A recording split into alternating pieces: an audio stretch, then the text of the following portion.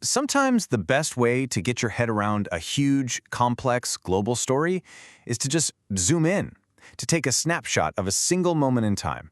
So that's what we're going to do. We're looking at just one day, Wednesday, March 11th, 2026, to see how a war thousands of miles away is sending these massive shockwaves right across the planet. Let's see how it all connects. But before we get into the economics and the politics, we have to start here. This is the ultimate cost of any war, right? The arrival of Sergeant Benjamin Pennington at Dover Air Force Base is just this incredibly solemn reminder of the very real human price that's being paid. And on this one day, just 2 weeks into the fighting, those aftershocks, they were becoming absolutely impossible to ignore. This was a crisis that was just spiraling outwards from the Middle East. So, first, let's start at the epicenter of the conflict itself, because what we're finding is this growing and pretty dangerous rift between the two main allies who are actually leading the war. So how did we even get here? Well, it all kicked off on February 28th with this massive decapitating strike that killed Iran's supreme leader.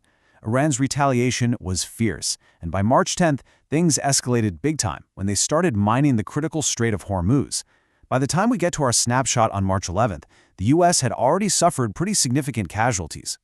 And this gets to the absolute core of the problem. The U.S. and Israel do not agree on the end game. I mean, what does victory even look like? For the Trump administration, the goals are limited. Just set back Iran's weapons programs. They think they can stop this war whenever they want. But for Israel, under Prime Minister Netanyahu, it's about nothing less than completely toppling the Islamic Republic. That is a fundamental disagreement right at the heart of their alliance. Okay, so let's look at the first major global consequence: the scramble in the oil markets. This is where a vital waterway has basically been turned into an economic weapon.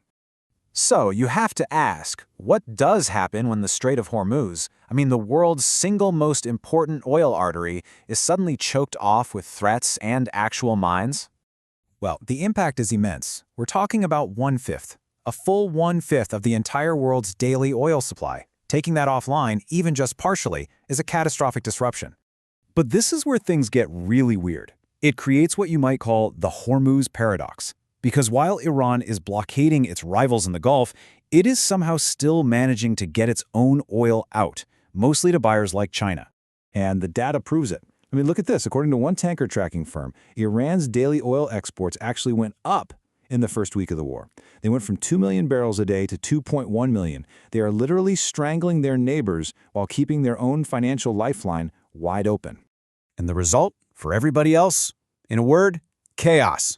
Oil prices have been on this absolutely wild ride, soaring by as much as 40%. It's creating massive uncertainty in the global economy. Now, this kind of turmoil forces every other major power to make a move. The whole geopolitical chessboard is being completely reset right in front of our eyes. So you've got Russia, who's the clear winner here, just raking in profits from high oil prices.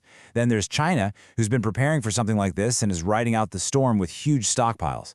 Western nations, through the IEA, are getting ready for a historic release of emergency reserves. And all of Iran's neighbors are desperately trying to pump oil through bypass pipelines, but it's just not enough.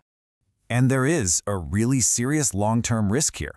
As Alina Rybakova from the Peterson Institute for International Economics says, the longer this crisis goes on, the more dangerous the whole situation becomes.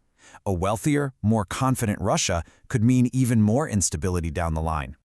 And that brings us to the final piece of the puzzle: how all of these massive global shockwaves travel thousands of miles all the way back to hit the American wallet. It all comes down to this one number: $3.54. That's the national average for a gallon of gas. That is a jump of over 20% in just 1 month. This is the point where the war stops being some abstract thing on the news and becomes a very real, tangible cost for millions of people. And, in an election year, that kind of price shock creates immediate political anxiety. With the November midterms right around the corner, politicians are getting very, very nervous. You can really start to hear the concern building. Republican Senator John Boozman of Arkansas flat out admits he's worried about the impact this war is having on prices. Then you have Senator Thom Tillis of North Carolina, who puts it even more bluntly. For voters, gas prices are the barometer for the cost of living.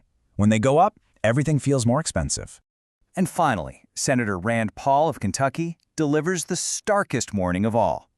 He connects high oil prices directly to the potential for a disastrous election for his own party. The political stakes just could not be higher.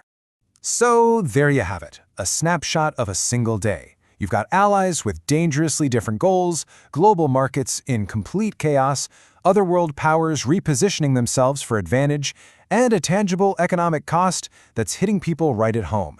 It all funnels down to this one very unsettling question: how does any of this end?